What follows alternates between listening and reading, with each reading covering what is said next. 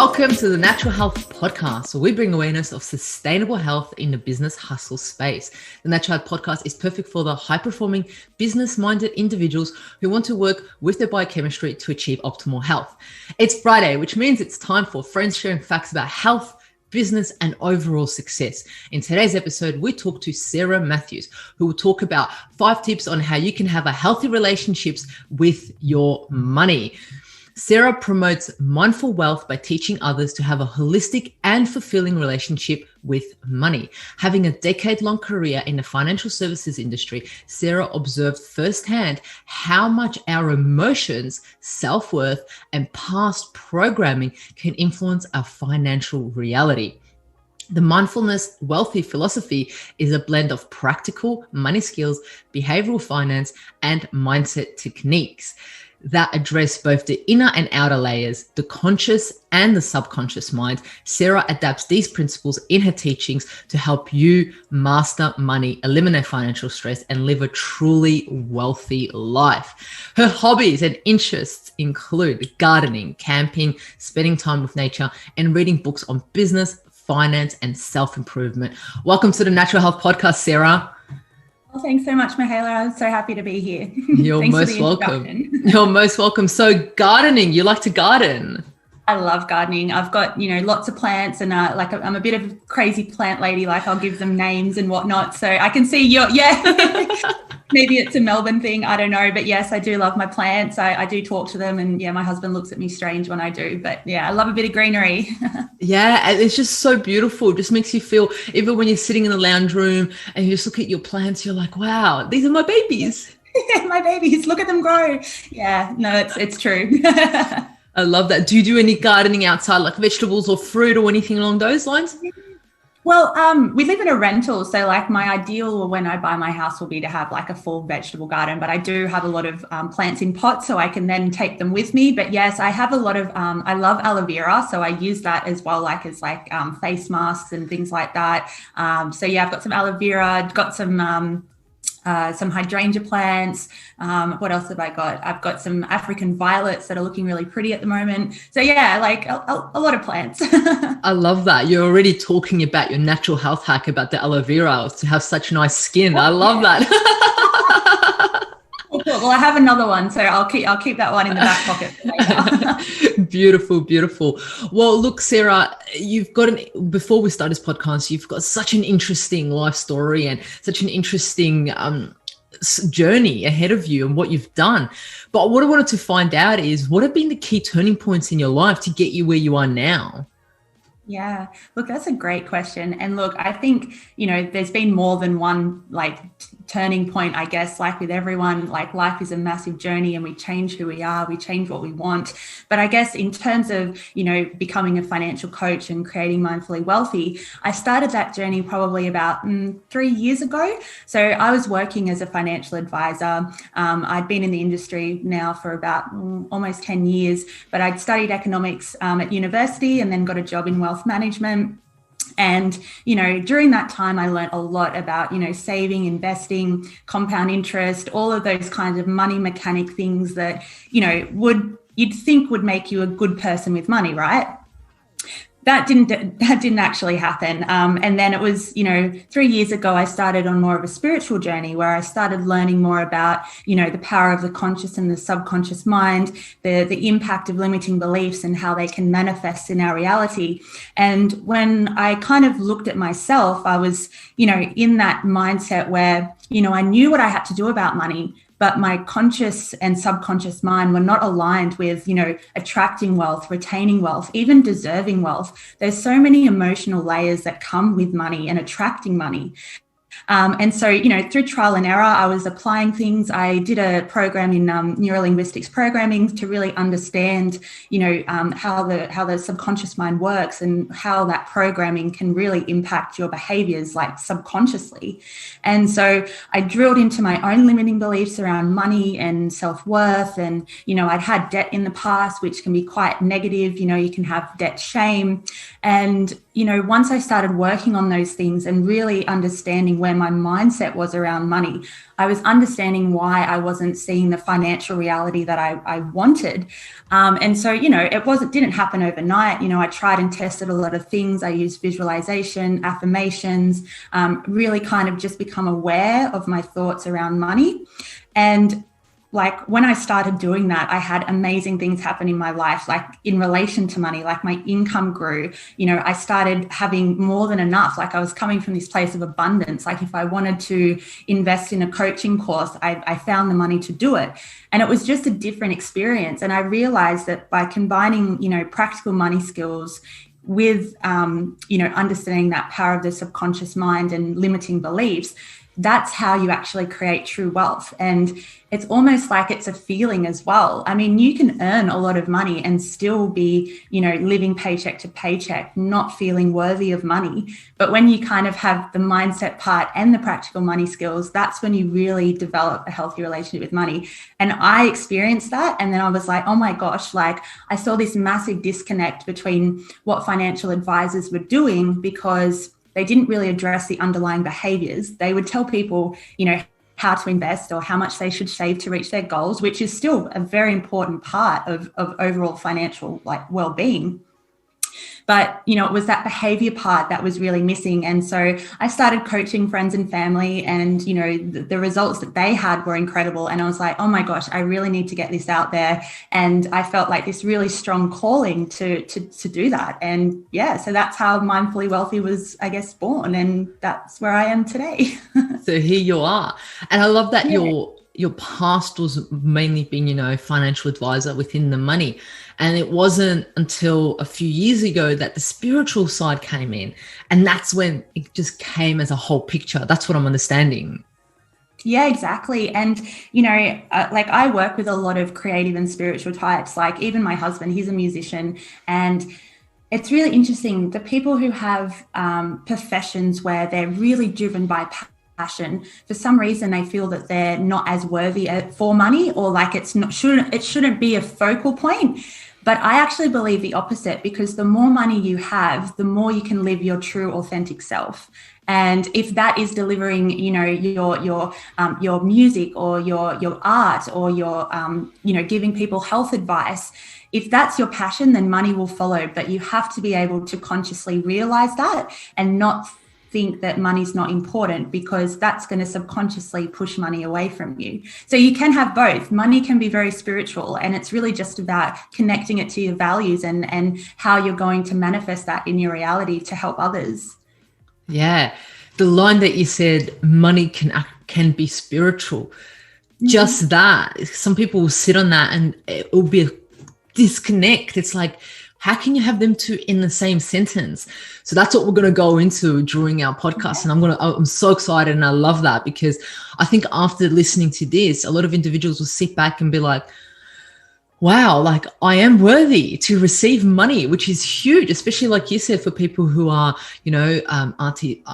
passion drives them, like musicians, artists, healthcare professionals that do it from a passion point of view. Absolutely. And that passion that they have, if you follow your passion, the money will come, as long as you've, subconsciously allowed yourself to receive. Yeah.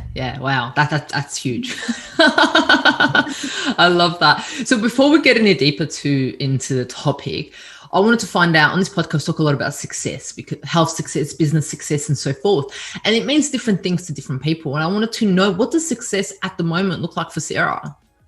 Yeah, good question. I love that question. Look, I think success for me would be just living intentionally in alignment with my values. And now values are something that can change over time. So as long as I'm, taking stock of what is valuable to me at that point in my life, and I'm living out those values, I'm always trying to allocate, my resources such as money, time, and energy to those things so that I can live them in my life. And, it's a very broad statement of success, but honestly, it's really not about how much you earn. If you had have asked me 3 years ago, I probably would have said, success is, a six-figure income and a designer wardrobe. But I've come to realize that it's actually not the material. It's the feeling you get of being empowered in your own life and being able to realize those things. So if it's something like wanting to, start your own business and deliver your passion, that even in whatever scale you do that, you still are achieving,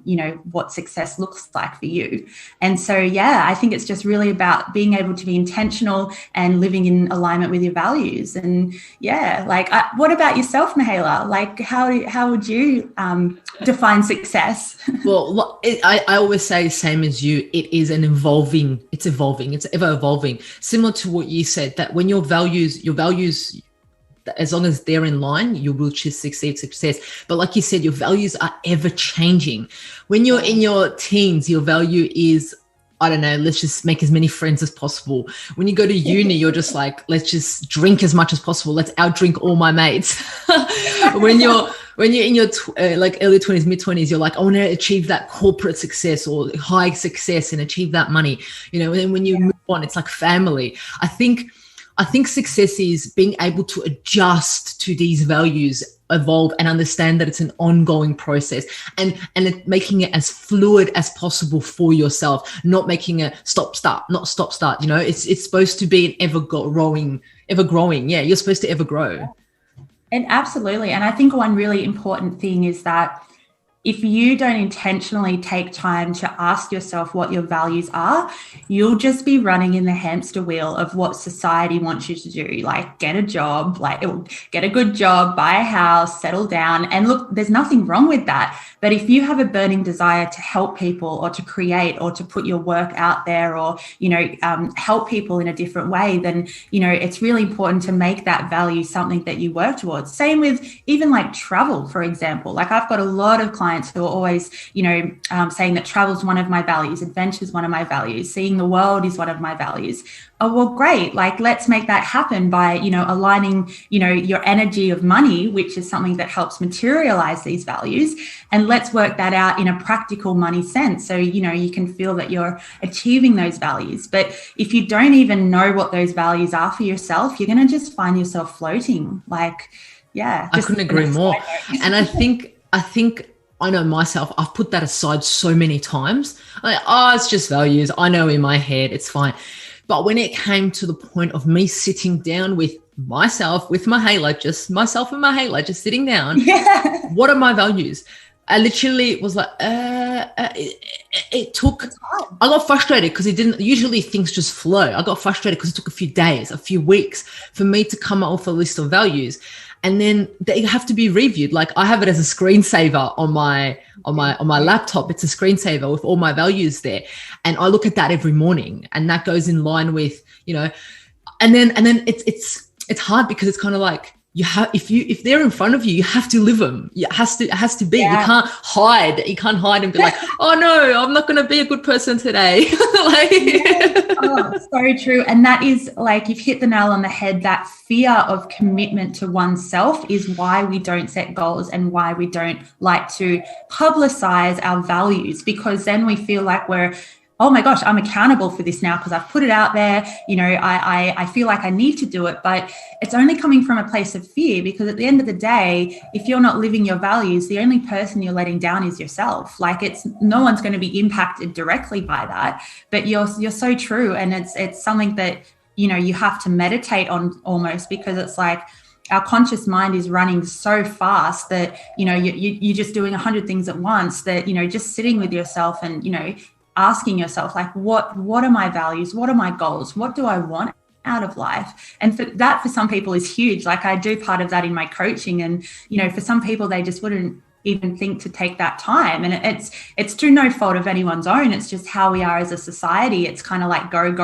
work 9 to 5, come home, cook dinner, go to bed, that constant routine of just, I guess, existing as opposed to living. 100%. I couldn't agree more with you. And then once you know your values, you'll know what success is for you. Exactly. That's like what I got from you. Yeah, absolutely. Yeah. I love that. Well, let's get into today's topic. I know we've already provided so much valuable information in the last 10 minutes. We could have just dug in deeper. I love it. And I'm just excited for what's to come. So let's get into today's topic, right? Money, money, money. Like as ABBA sang it right ages ago, money has been in our life for so many years, centuries. It has caused so much love, joy, heartache, pain. It's just this, it's incredible what this one thing can do. And all of us have been impacted by it personally. So now the real question is, money. Is money the root cause of all evil, or is it the fruit of all good? Yeah, I've heard that saying a lot. I heard it growing up, money is the root of all evil. So I guess I just wanted to clear something up. So that term actually came from a biblical quote. And it had been kind of altered to just say, money is the root of all evil. But in fact, the actual quote says, for the love of money is the root of all evil. So money itself, is not an evil concept. The way that I see it is money is in its purest form of energy. And how we use that energy is going to create how, money manifests in our reality. But in terms of, the love of money, if you value simply money over everything else, relationships, health, doing the right thing, being greedy, then absolutely that's not going to create, it's going to create greed and something that might be considered evil. But I think it's really important that, it's the love of money, not money itself. And if you've been taught that, a lot of us heard that growing up, might have heard it from our families, especially those earlier memories of money, money doesn't grow on trees, money is evil. And those are the things that really stick with us. It's our first and early experiences of money that really do, sit in our subconscious mind. And if you truly believe that money is evil, you're going to find that your subconscious mind is going to sabotage you in a sense that it's going to push money away from you because you feel that it's evil and you don't want to be someone with money because you might feel that they're selfish or they're greedy. And so those kinds of thoughts are exactly what I kind of talk about in terms of money mindset and our past behaviors and experiences with money, and being able to identify them in our current reality and see if those beliefs or those thoughts are actually impacting our ability to build wealth and to have a wealthy life.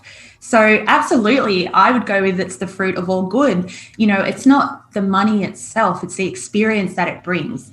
So if you're in possession of money and you're able to give back or donate money, I love that. If you're able to build a business where you can actually help people, through if it's healing or, if it's something like that or health, being able to use money to create a truer version of yourself. That's what you want to believe money is, because if you truly believe that it's the fruit of all good and you deserve money, and you believe in the flow of money energetically, it will come to you. But if you believe that it's the root of all evil, then, you're going to find that you're not going to be able to attract it very easily because your subconscious is going, oh no, it's evil, I don't want it.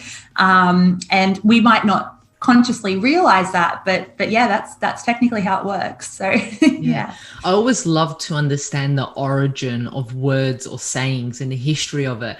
So it's interesting that it was for the love of money is the root cause of all evil, because that just makes me think and be like, okay, that's such an interesting aspect for the love. So like you said, if we put money above everything, then it may cause dis-ease in our body. It might cause health issues. It may cause, negativity and so forth within us.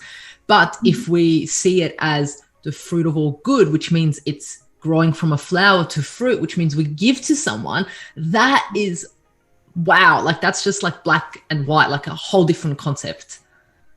Yeah, no, absolutely. And as I said, it's been altered over time. And it's if you look it up, it definitely says for the love of money. And I think that's a really important thing. And, as I said before, if you chase your passion, the money will come. A lot of people will try and chase, certain jobs because they feel that it's going to bring them the money that they desire. But if it's a job that's going to, slowly soul destroy you over time, you might end up with money, but you're not going to end up with that inner peace, inner happiness, that alignment to your values that we were talking about. Yeah, exactly. And there goes your fire, your passion, the fire that you had inside. You might have the money, but there's no fire. There's no passion to process, to action. Yeah, absolutely. Yeah, yeah. So why do you think, I know we touched upon it a little bit, but why do you think a lot of people have a negative relationship with money? Where does it all stem from? Like, why do some people think it's not the nicest thing? Yeah, look, absolutely. It's from our exposure to money when we were younger. So our first points of contact around money was generally our parents. And so I like to get my clients to take a really deep dive on their early memories of money. And depending on what their experiences were as a young person with money, those can absolutely materialize as, negative beliefs around money, or just beliefs that don't serve you. Not every belief is a negative belief, but if it doesn't serve you, then I guess it's negative to what you want to attract. So say, for example, you grew up in a household where there wasn't enough money and you saw your parents always fighting about money. I see this as a quite common pattern, whereas, as an adult, those children will, unconsciously, when they get their first paycheck, start spending money like crazy, because it's like they grew up in a household of lack, and they don't want to be like their parents, because they realize that there wasn't enough money, and they're like, I'm just going to spend on anything. I'm not going to save money. I deserve this. I'm just going to spend like crazy. And that is honestly a reaction to that past experience of lack and limiting beliefs. So those are essentially how they form over time. It's really how our past experiences with money have created, how we react to money now. And it's the same with debt, for example. So if you've been in debt for a long period of time, I find that when people pay down their debt, they are still very, bound by the debt. So they don't spend on themselves. They're constantly coming from a place of lack.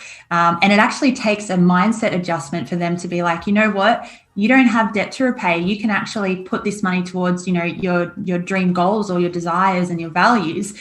But it really is just about constantly assessing where your mind is at. And that's why I talk so much about the power of the money mindset. In my opinion, it's 80% mindset and 20% practical money skills that actually create true wealth, and wealth that gives you not just money, but like happiness and flow. But yeah, it's really about that. And a lot of people say, so it's something that I can just change overnight. It's really not. It's a constant process. Like, I even find myself having, just beliefs come up that really don't align with how I believe I should be able to attract money. And so I'm always cleaning my subconscious and replacing those thoughts with thoughts I would like to believe, to then reframe and reprogram my subconscious mind into attracting the wealth that I deserve. Yeah. And you said you let people to really sit on their first memory of when they were a child with money that they had. That is deep. I can just imagine the listeners listening and being like, oh, what connection do I have to money? What was the first memory? And you might want to push it aside and not want to think about it, but it's interesting to breathe into it, understand it, journal, and be like, what was my connection? I know myself, and I'll be open. So my family was refugees twice from the war. So we went to Germany for the first refugees, asylum seekers, and then we came to Australia as asylum seekers. So the thing is, as you can already see, my mindset in regards to money would be a source of scarcity, because an unknown future. It's kind of like anxiety around it, because if you're going to save, where are you going to spend it on? Are you going to spend it on? Will you have enough? Will you have enough for tomorrow? Are you going to have enough for that?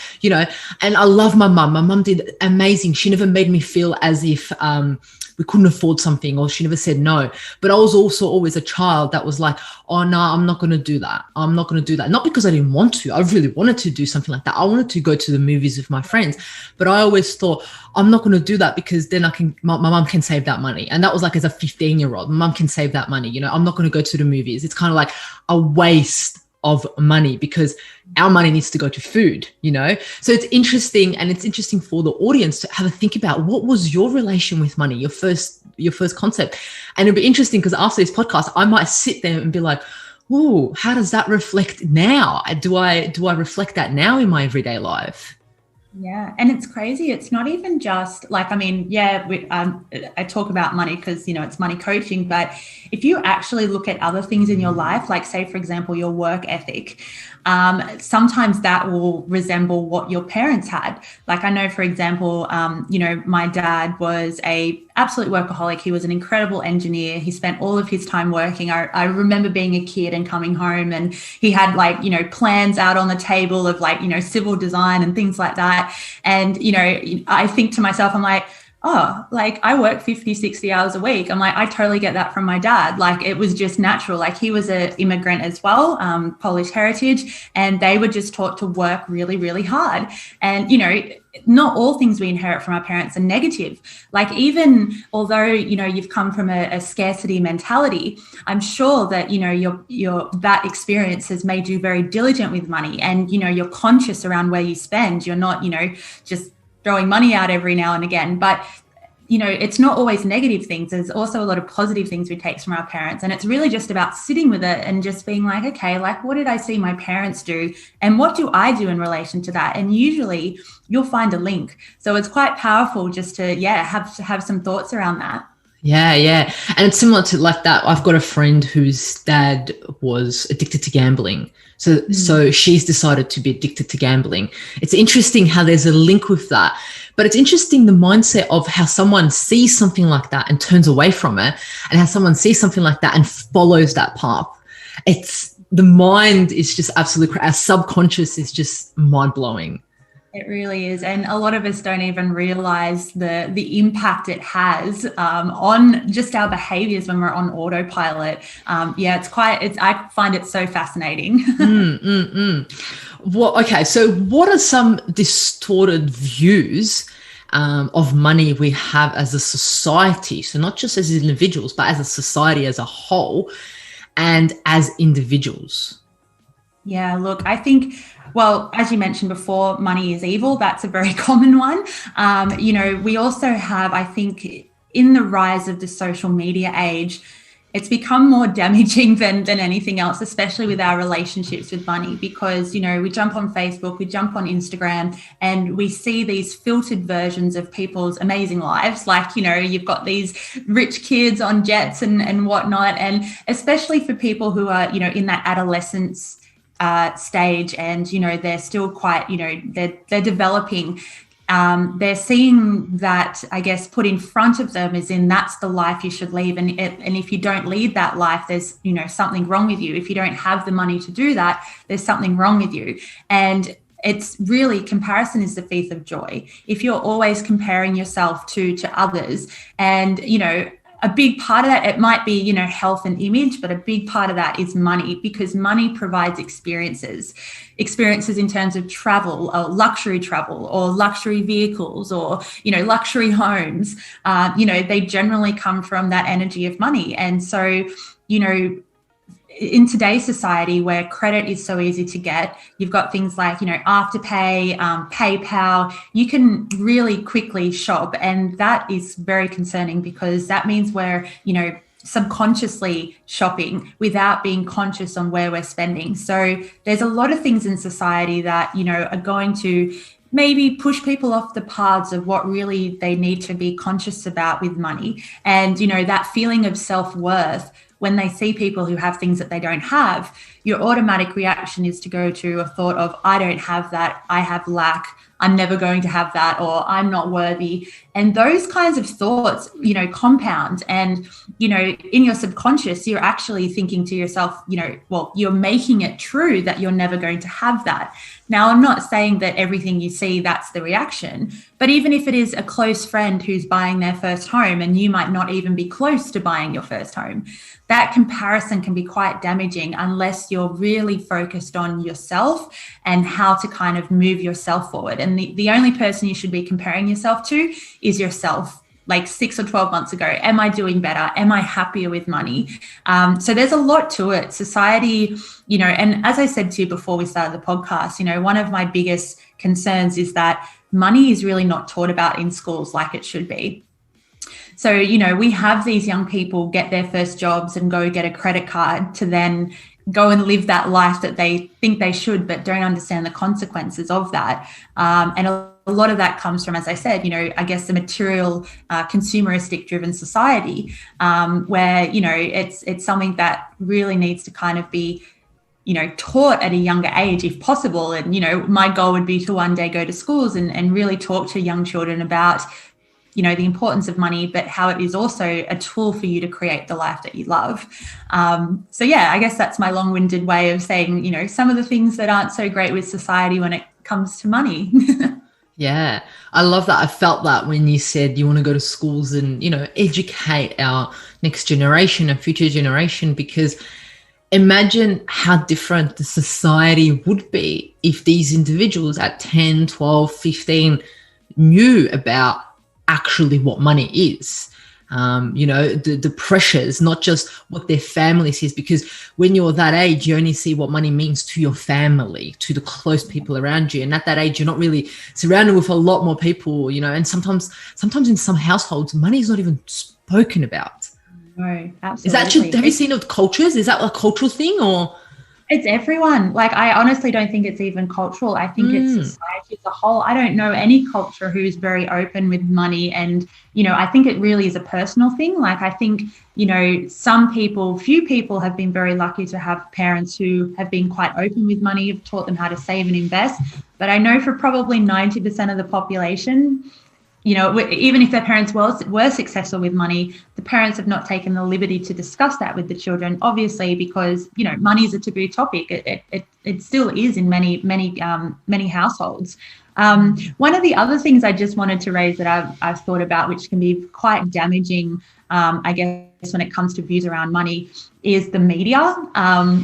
So especially, with COVID, of course, there was a lot of news around a lot of people not doing so well. And, that makes sense. We were facing a health crisis that we'd never seen. So even the greatest economists were very unsure of how, that was going to land, both in the global economy and our national economy.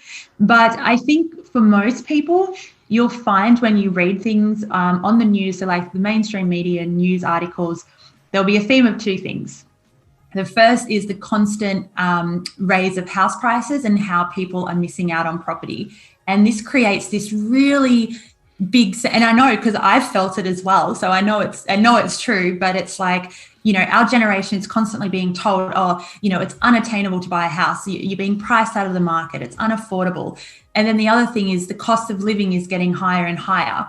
And if you're constantly reading and taking in that message, what do you think is going to happen? That's exactly what's going to play out in your reality. Because even though you might not consciously be taking that on board, your subconscious is.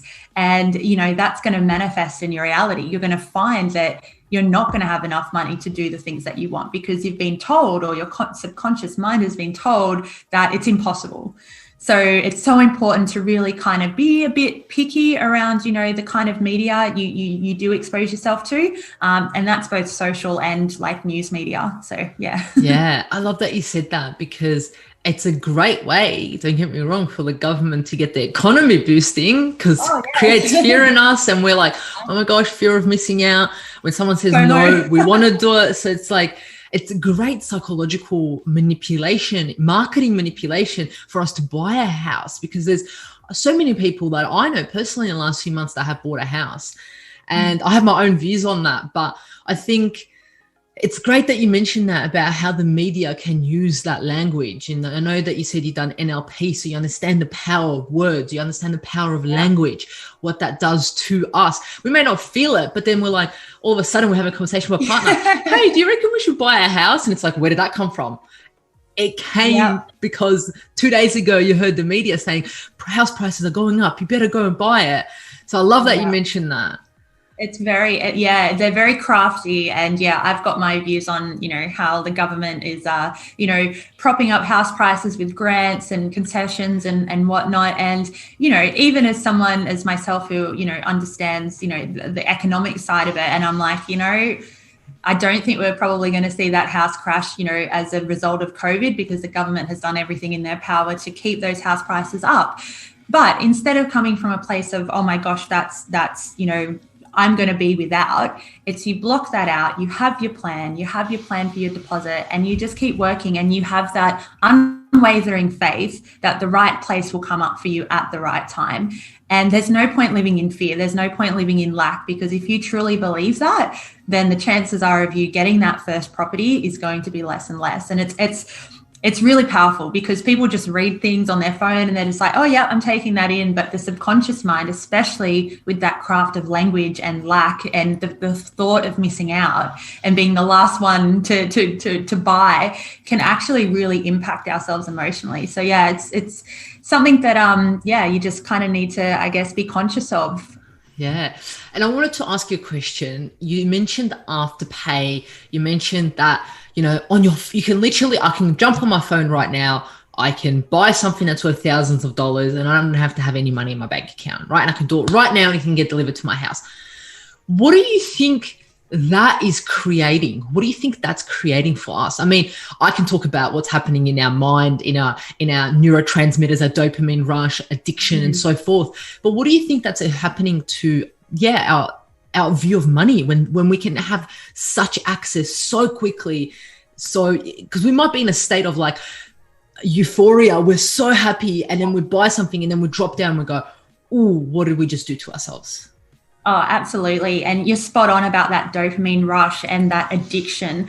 I've worked with a couple of people who, have had very emotional connections to spending. So, if they've had a bad day at work, the first thing they'll do is, jump on the phone and, buy a new dress or something just to make themselves feel better. And yes, they feel better in that moment, but where you're acting from a place that isn't in real, true alignment to what your values and goals are.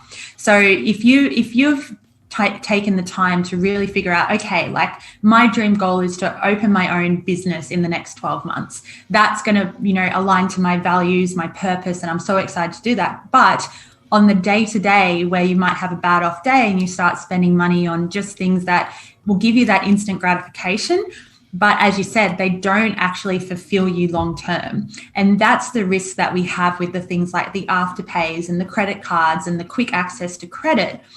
Because realistically, if they didn't have access to that, they would have to use their own cash. And paying for something physically with money or having to save for something really gets you thinking about whether or not that aligns to your values. For me personally, like I operate a credit card and PayPal and all of that, but I will never purchase something within the first 48 hours. If I want it, I will think about it. I'll never like do an impulse buy, because I know that that's just my conscious behavior going, oh, yep, you deserve it. Like just buy it. But really it's like, okay, like I'll save that and I'll think about it. It's like, do I need it? Does it align to my values? Is it in my budget? Is it going to impact my bigger dream goals that are going to bring me more joy, maybe for a short sacrifice of the current now?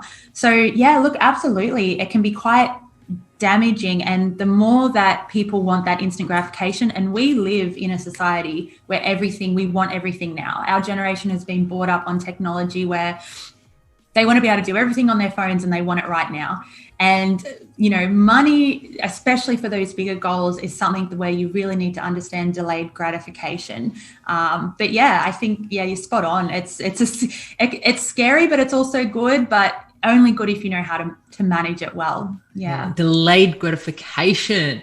What a topic. I know I haven't got questions on that for you, but wow, that is like, that will change people's mindset, people's behavior patterns, anything. So can you just touch on what that is for the individuals listening? Yeah, absolutely. So delayed gratification is, I guess, and this all comes down to like mindful spending and awareness. So when you've decided on that big dream goal, something that really gives you that feeling that, and it's really about a feeling. Like if you really, really want something, you're going to be willing to have delayed gratification in the sense that you're willing to wait and save and allow that to come to fruition in its due course. You'll put together a bit of a spending plan where you're saving a certain amount of money from your paycheck. A great example of delayed gratification is a house deposit, because we all know that, for most of us, it's going to be a couple of years of saving at least, whilst also enjoying your life in the interim. Now, there is a real art to it, because if you're going to put everything you earn to that dream goal and sacrifice other areas of your life, it's kind of like I like to use the analogy of a diet, right? If you're going to go on a crash diet and just cut out all carbs and go real hard for a week, you'll find, 2 weeks later, you're just binging on chocolate because, you've just, you've restricted yourself so greatly that you have no joy in between. So in order to stay on the path to that delayed gratification, for saving for that dream goal, or even if it's paying down a significant amount of debt, you're going to really want a supportive spending plan that still allows you a little bit of joy. You can still go out, have drinks with the guys, or, you can still, treat yourself to something like a natural therapy or a yoga class or something that's going to make you feel good. But you know very well what those limits are, and you know that you're happy with that because in the long term, you're going to get that big dream goal. And, coming back to what we were saying about the PayPals and the instant credit, that can really be something that, I guess puts you off your path of that. So as I said, I always recommend that people have a set limit of, guilt-free spending money that they're allowed to spend on whatever they want. But if you can't go over that, otherwise you're going to impact your dream goal. And so that concept of delayed gratification is really, really important. And the joy that you get from, I know when you work for something for weeks, months, years, that joy compared to me buying something quickly on my phone is such a different chemical reaction in our body. It's such a different joy. It's such a different rush. You feel like you actually deserve it. You've worked for it. And the interesting part was the fact that I have my own views on this, but having a card compared to cash, right? When you take your wallet, if people have wallets these days, most people don't, but when you take your wallet and you take that $50 note out and you give it, that in itself is energy out, energy in, the whole transaction, instead of going tap and then walking away, because that's mindless. That's mindless stuff. This is mindful. You're actually looking at it. Your brain is being like, oh, that's a $50 note. Oh, that's a lot. I worked a lot for that. There you go. There's this whole concept that happens when you give that money. Isn't that right? 100%. And that's why, especially now with COVID, lots of people don't accept cash and everything is electronic, tap and go. And as you said, that feeling of giving money and understanding the weight of that is minimized by the, your tap and go. And that's why, some of the things I do for clients is, trying to give them a framework that still, fosters that understanding of spending of money. And I call it mindful spending. It's really just being conscious on every spend you make, by creating a good spending plan and what I call an aligned banking plan, we can work out ways that allows you to still use the tap and go, but stay within your limits and not have to, because I guess another part of it is people don't want to have to overthink of everything they're spending on. They want it to be automated in a sense. They want to know that, their guilt-free spending account, I'm free to spend whatever's in there. And I know that all of my other goals and my bills and my expenses are taken care of. So having a system like that creates such clarity and control that you can then, I guess, be with society and not have to use cash I don't even think cash is accepted in some places now with COVID and everything. So it's important to have that stable background in terms of a spending plan and a banking plan, so you can really monitor your money easily without too much headache. I love that. You said, it's controlled but clear. It's clear and it's consistent. And that's so important. So I know we touched upon this question a little bit, but how is our money mindset formed and what can we do to change this if need be? Yeah, look, absolutely. So our money mindset is essentially, as I said before, it's how we think, and not just think. I think this is really important. People just say thoughts, but it's actually the feelings behind the thoughts that give them magnetic power.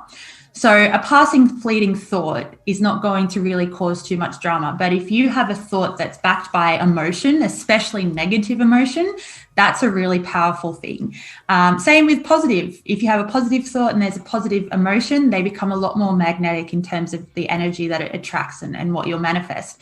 But essentially your money mindset is, how you think and feel about money. As I said before, when you're thinking about, your past experiences with money, especially as a younger person, and really taking, a look objectively at how you behave with money now, you'll be able to find, certain thoughts that might not serve you. One of the exercises I like to get my clients to do is, over a week, in a journal or a notebook or just on their phone, every time they have a thought about money. Now, it might not be, directly about money, but they might see something they want to buy and then they have a reaction to it. Like they have a thought, an immediate thought. It's either going to be, oh, I can afford that. I might buy that. Or it could be, oh, I don't have the money for that. Or, I don't earn enough. Or just those thoughts, the thoughts that we really just see pop through our minds. Note them down over the space of a week, and then come back and just have a look if you can see any patterns. Are you mainly positive about money? Are you mainly coming from a place of lack and limitation? And then those thoughts that are really kind of rooted in lack and limitation that aren't going to serve you, if you want to believe that you deserve money and, you're going to be wealthy and whatever that means to you, you simply want to go and you want to make a conscious decision to replace that thought with something that you would prefer to believe. Now, this sounds a lot easier than it is, because essentially what you're doing is you're trying to reprogram your subconscious mind.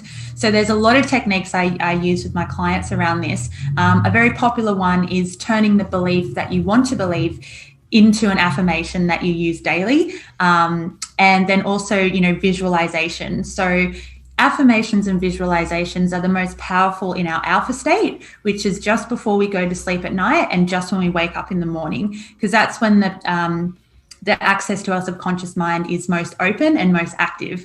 So if you can then start those, affirmations around what you would prefer to believe, you'll find that your subconscious mind will take it in. But you really have to believe that. You can't just say it and expect things will happen. And it's not an easy thing. Like people are like, oh yeah, like I'll just say, like I earn $100,000 a year. But if you don't honestly believe that affirmation's not going to have that lasting effect, and it's not going to clear your limiting beliefs. So yeah, that's essentially how you would go about changing some of those limiting beliefs. And it's really powerful stuff. Like, as I said, for me, that's like 80% of the equation. Because if you've got a good relationship with money, if you believe you deserve money and you know that it's coming to you, whilst taking care of your practical money skills as the other 20%, that's when the magic really happens. Well, that's when it's happened for myself and my clients.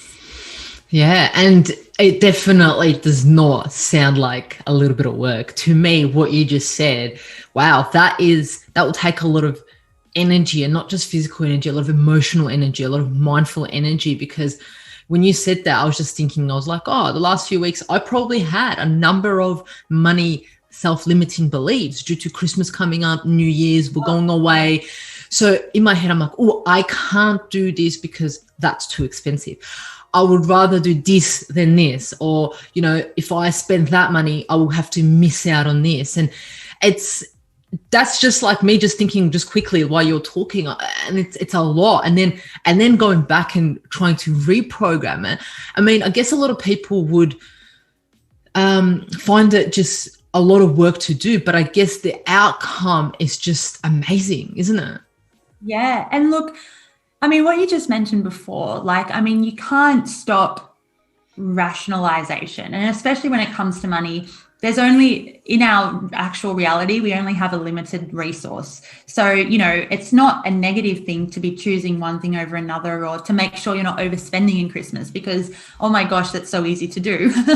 But, I think it's really about not just trying to change the thought if it's something that's practical, but one of the other things I get my clients to do is really get into the energetic vibration of gratefulness. So rather than focusing on what you will miss out on, focus on what you can do, and the events you can pay for, and the presents you can pay for, because that in itself is probably even more powerful and probably easier to do than to try and change a limiting belief. So it's a combination of things, but absolutely, it's a lot of work.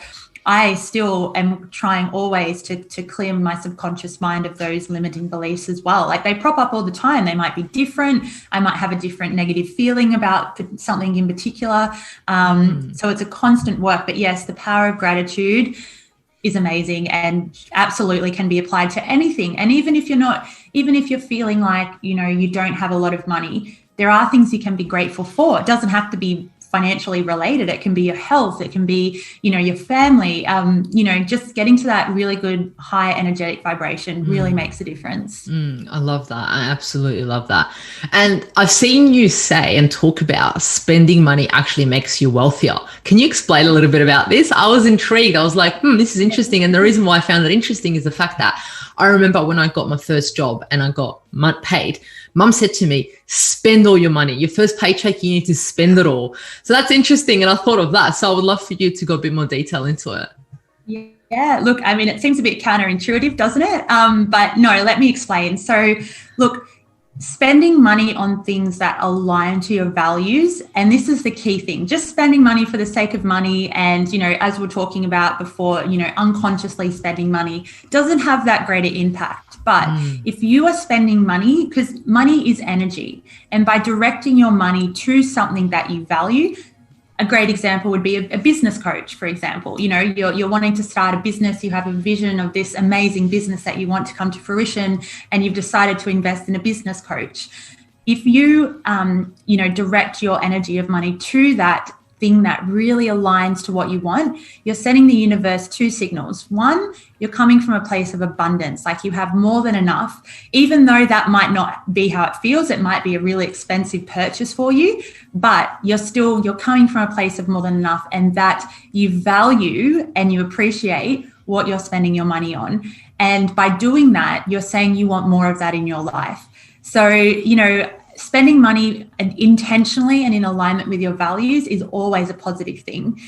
When you're spending unconsciously and things that aren't in, maybe it's more consumerism driven, or, it's not coming from one of those values, that's when, it can be a bit, because you're sending that energy of money to something that doesn't actually resonate with you. So yeah, absolutely, spending money. And that's why I always, try and ensure that my clients have a category of something like health. If health's important to them and they value a yoga class or they value meditation, it's like, I'm not in the business of telling people they can't spend money. I'm the opposite. It's more just like, let's take stock of what you need to spend on, like, your basic living costs. And then that surplus money is the money that we can allocate to your values, to the things that you want to see expand in your world. And so that's where that kind of comes from. Spending money can make you wealthier if it's spent on those things that align to your values. Yeah, I love that. And also, and that touches upon, you said spending money on like a business coach or on something along those lines. The thing that came to me when you were talking about that is that we have to remember our money that we spend has energy and has control. So when we put money for that person or for that company that looks after animals, looks after the environment, that's the future that we want, not the future that destroys our environment with plastics and so forth. So it's interesting that when we have the money, we also have, and I know power sometimes has a negative concept to it, but we have a positive power to put that money in the right hands. Oh, definitely. And that's, that you hit the nail on the head, because, people should want to have a lot of wealth, because the wealth that they have, they can then distribute in a way that aligns to their values. And that includes things like giving to charity, donating to causes, and, better environments, and, having that power. It's almost like society needs you to be wealthy, because if you're wealthy, you're able to not only just take care of your friends and family, but you're also able to promote those things that give value to society. And so, exactly right. Like, chasing wealth and money should not be seen as a greedy thing. You should want to and when I say wealthy, everybody has their own idea of what that is. Like, I mean, just when you say wealth, it doesn't mean you're a multi-millionaire, but if you can comfortably pay for things that, keep you happy, and then you have money to donate or to share your talents and your passions with other people, then that's the world we want to live in. Wouldn't that be great if everyone had that opportunity? Yeah, that's pretty powerful. Society wants you to be wealthy so you can make a change. And a lot of individuals that are listening, they're individuals who are so passionate about their work. They love what they do and they want to have an impact on the world. And, with what you said, having that mindset against money and changing that mindset will actually allow them to fulfill their dreams. Oh, definitely. Absolutely. And look, it seems to go against the grain of everything in society, especially, for spiritual or religious people, the showing off. And it's not even about like, the showing off of money. I know, there's a lot of extremely wealthy people who are very humble and, they live out their true values. Like they won't drive that really expensive car, or they're not going to have all those designer clothes, but instead they use their money for things that align to their values, like taking care of their family, donating, and those are the silent heroes. And those are the people who you should want to be like, the ones who are making good with that energy of money. Yeah, I love that. I love that. So what are some practical tips? I know we've spoken about a few, but to combine it now together, to summarize it, what would be some practical tips for the audience that are listening to incorporate in their everyday life to have a healthy relationship with money? Yeah, look, absolutely. I've got 5, so I'll try and rattle them off a bit quickly. I can't believe we've gone a bit over time. I know. That's okay. So look, obviously the first one, which we've really touched on, is, nurturing your money mindset. Take the time investment, find a quiet space, really get with yourself and, think about what are your values? Like, what do you want to achieve in life? Because when you have that clarity, you will then be able to use the energy of money to manifest those in your reality. And it really does start with the mindset. If you truly believe that you deserve wealth, and there's a lot of emotional work to do there. Like, just writing it down is not going to change it, but it's a great place to start. So nurturing your money mindset is a big part of the equation. And as I said before, one of the exercises, it would just be, keeping a journal with yourself, writing down your earliest memories of money, seeing how they reflect in your day-to-day life, or, noting down those limiting beliefs and then taking steps to change them. So that would be my number 1. My tip number 2 would be understanding your money purpose. So this really comes back to what are your values and what are your dream desires. And anytime you spend money, you should be reflecting back on, does this align to my money purpose? Like, is this bringing me closer to my dream goal? And, as I said, you can set up a spending plan and a banking plan that will align. So you don't have to always think about that, but big purchases, especially, you want to make sure that's aligning to your money purpose, and really kind of, adopt mindful spending, adopt awareness.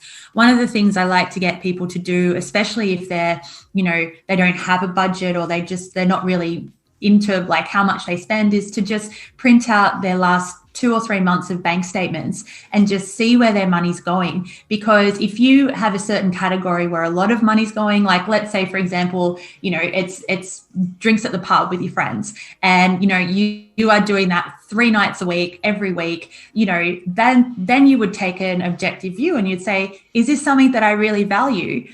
And if it is at the time, like as we were speaking before, for adolescents, that might be really important during uni years.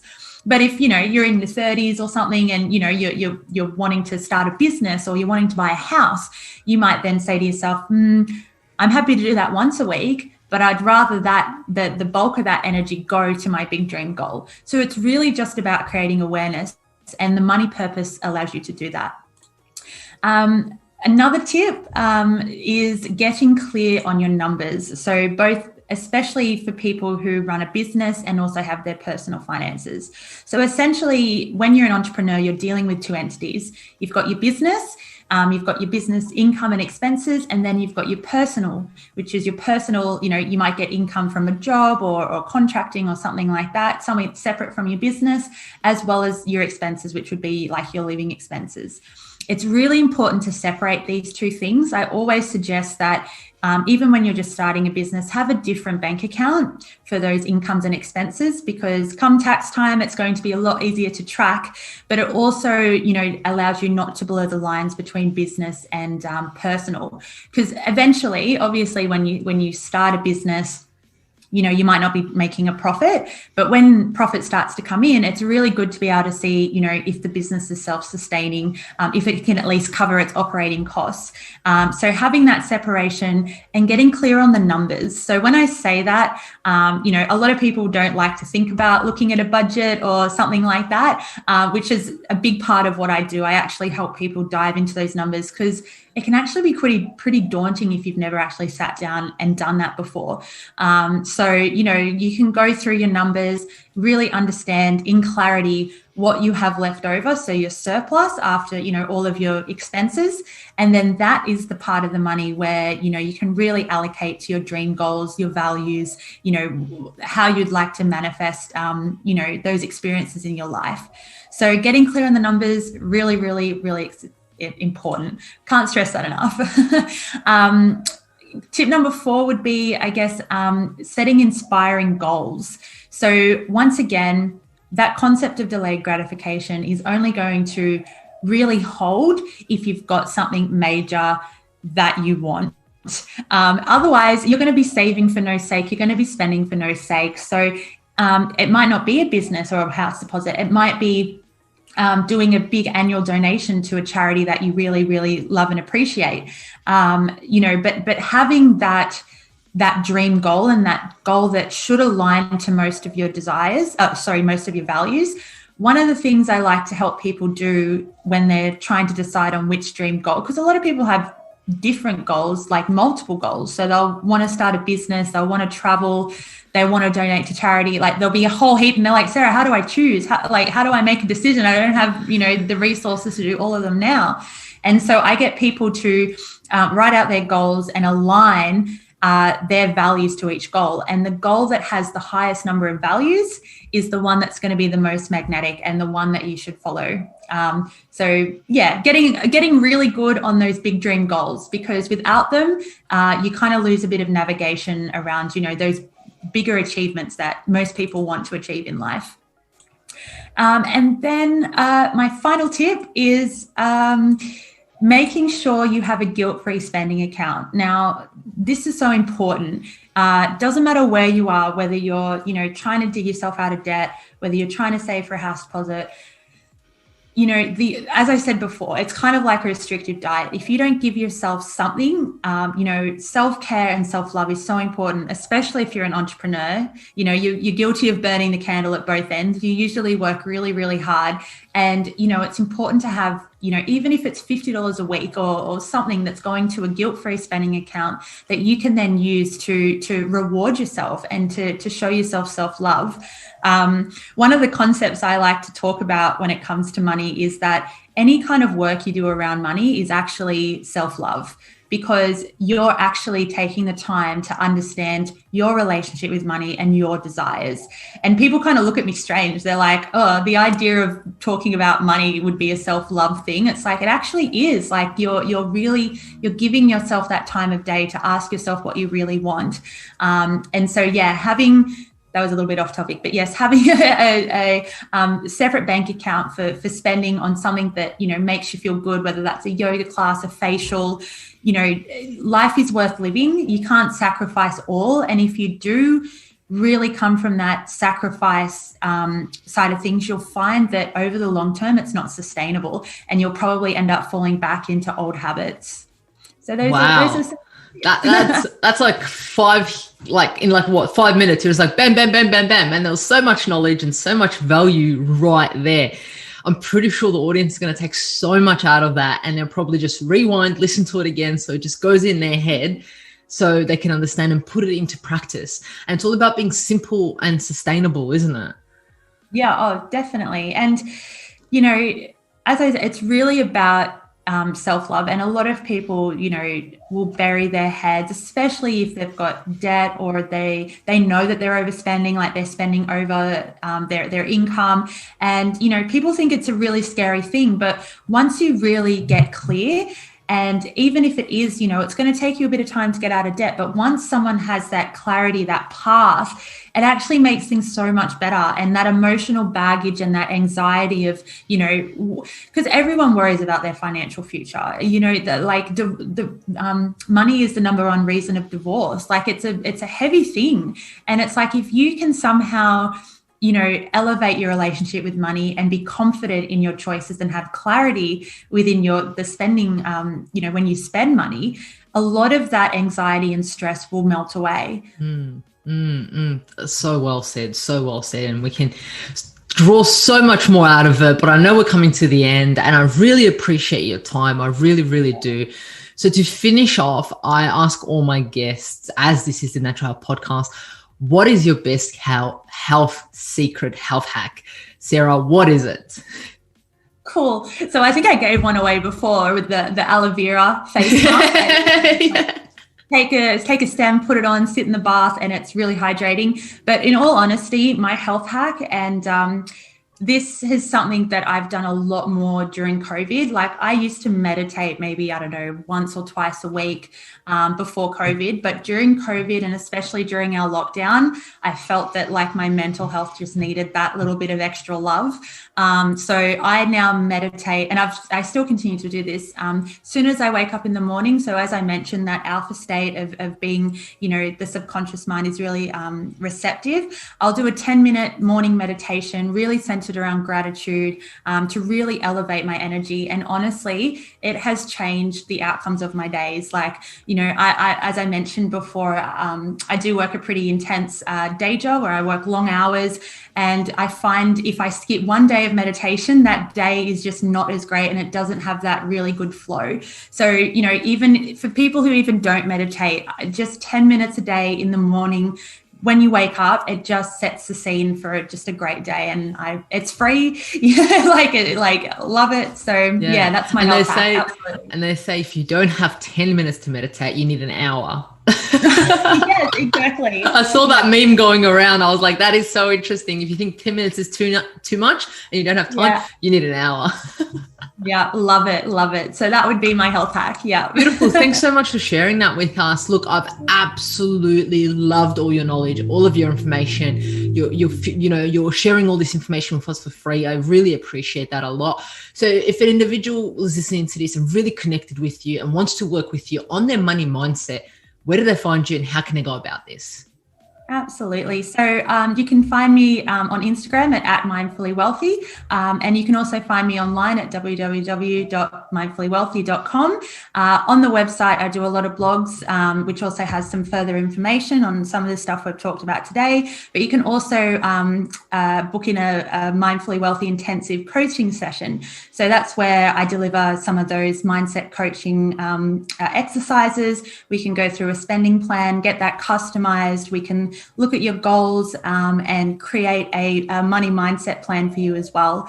So there's lots of great things. I've also got a discount to share with your audience today. So if they use the code MW2020, they'll get a 30% off my one-on-one coaching course. Wow, that's huge. And I'll put that in the show notes so everyone can access that. That is a huge discount. And what a great way to start the year and get your money on track. Yeah, absolutely. I feel like, for those who need a New Year's money resolution, feel free to come see me. Yeah. And I believe that it will be more than just the money. It'll be so much more. It'll be like a transformation. I think that's what I feel. So thank you so much for joining us. I really appreciate all of your information and your time. Thanks, Mihaela. I've enjoyed spending time with you as well. Thank you for joining us at the Natural Health Podcast. And remember, the missing link between failure and success is your health.